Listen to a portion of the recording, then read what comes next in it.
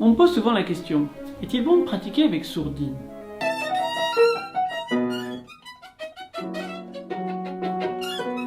Et cette vidéo tombe à pic car justement je suis en déplacement en Crète, changeant d'hôtel chaque jour, et pratiquer dans ces conditions n'est pas toujours évident. Pourtant, j'ai même pas emporté ma sourdine de travail, car je me suis rendu compte que pratiquer avec n'est pas toujours la meilleure idée, sauf pour notre voisinage.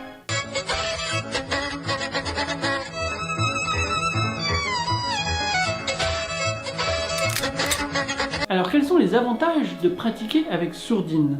Alors pour moi, il n'y en a pas vraiment, à part de ne pas déranger nos voisins.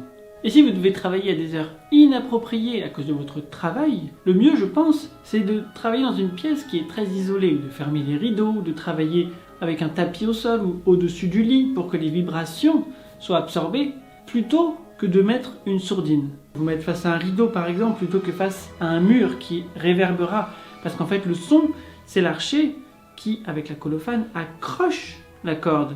Agrippe, relâche, agrippe, relâche, agrippe, relâche, des milliers de fois, et c'est ça qui crée la vibration de la corde qui se communique au chevalet, qui se communique à la table, qui se communique à l'âme, qui se communique au fond, qui fait vibrer l'air à l'intérieur du violon, qui ressort par les ouïes et qui se communique à nos oreilles. C'est un processus qui est assez complexe, mais qui se fait tellement vite qu'on en oublie souvent son cheminement.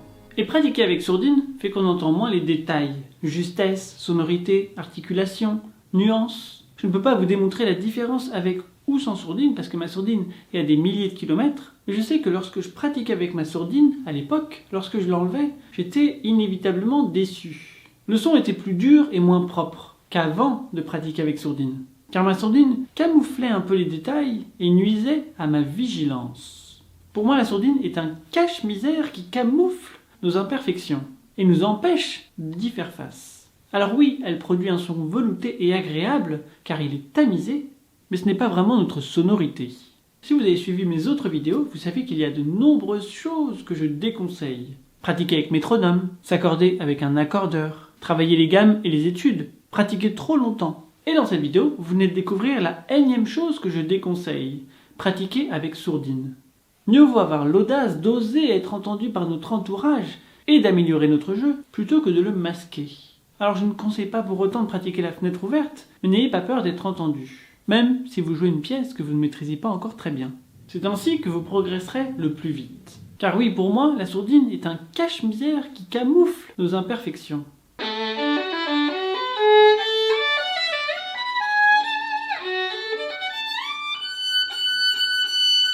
Le timbre du violon change, il s'ouvre de plus en plus.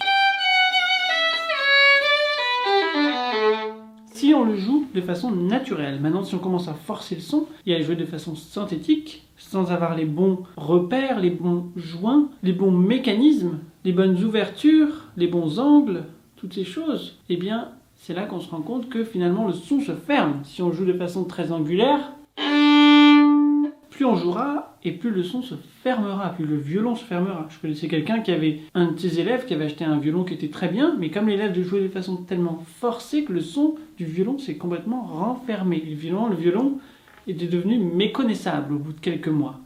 Donc c'est vraiment quelque chose qu'on peut influencer. Et en parlant d'ailleurs de tenue d'archet, de tenue de violon, de posture, de respiration et toutes ces choses, j'ai créé une checklist pour la posture et je vous mets le lien dans le descriptif. Alors si on joue fort, la sourdine ne nous empêchera pas vraiment de pratiquer, mais si on change des subtilités, des nuances, des couleurs très très délicates, d'un coup, jouer avec sourdine nous empêchera de trouver ces sonorités. Avec la sourdine, on n'aura jamais ça. Il n'y aura rien qui sortira. Ça veut dire qu'on est très limité. C'est-à-dire qu'il faut tout de suite rentrer dedans. Et c'est pour moi un jeu qui est un petit peu trop démonstratif et beaucoup moins ressenti. On veut réussir à aller dans les extrêmes, extrêmement fort, mais ça, on peut le travailler avec la sourdine, mais ça, réussir à jouer pianissimo, c'est d'autant plus vrai pour les instruments tels que les trompettes, tous ces instruments très puissants. Réussir à jouer piano, c'est pour ça d'ailleurs peut-être qu'ils jouent pas souvent piano, c'est que c'est beaucoup plus difficile que de jouer fort. C'est facile de jouer fort, mais de réussir à avoir un son contrôlé dans les nuances très subtiles, là d'un coup il faut une maîtrise bien plus importante que pour juste bourriner. Je pense que c'est ce qu'on doit rechercher quand on travaille, plus que de jouer fort. Si c'est fortissimo, évidemment, on va jouer fort, mais toujours dans la subtilité, jamais dans la force. Et la sourdine, je trouve que dans les nuances piano, ça nous empêche de trouver ça et ça nous oblige justement à aller beaucoup plus haut si on veut réussir à avoir un son. Ça nous empêchera de travailler notre subtilité.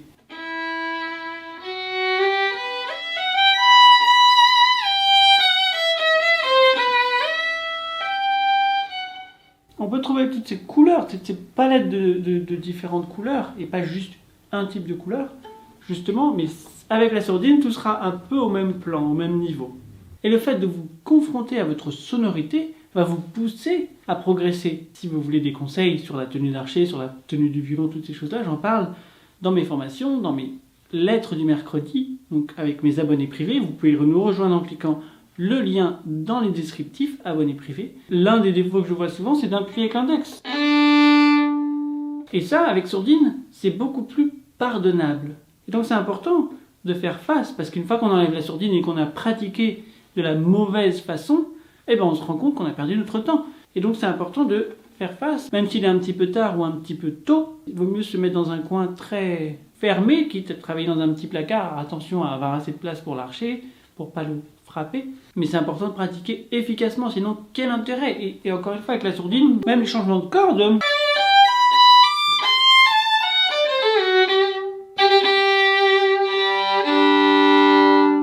les doubles cordes, ça aussi c'est plus difficile à faire avec sourdine, à entendre la relation entre les deux cordes.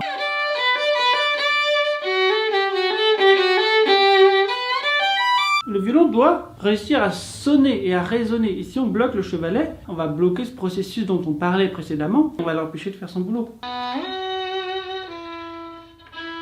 Si on veut entendre les différentes couleurs entre les différentes cordes, c'est vraiment important de travailler sans sourdine, parce qu'avec sourdine, ça a une tendance à homogénéiser un peu le tout et à faire qu'on entend moins les contrastes. Alors dans cette vidéo, nous avons vu ce qu'il ne fallait pas faire, mais chaque mercredi, je partage avec vous des conseils concernant les choses qu'il ne faut pas oublier. Le lien abonné privé se trouve dans le descriptif sous cette vidéo. À bientôt.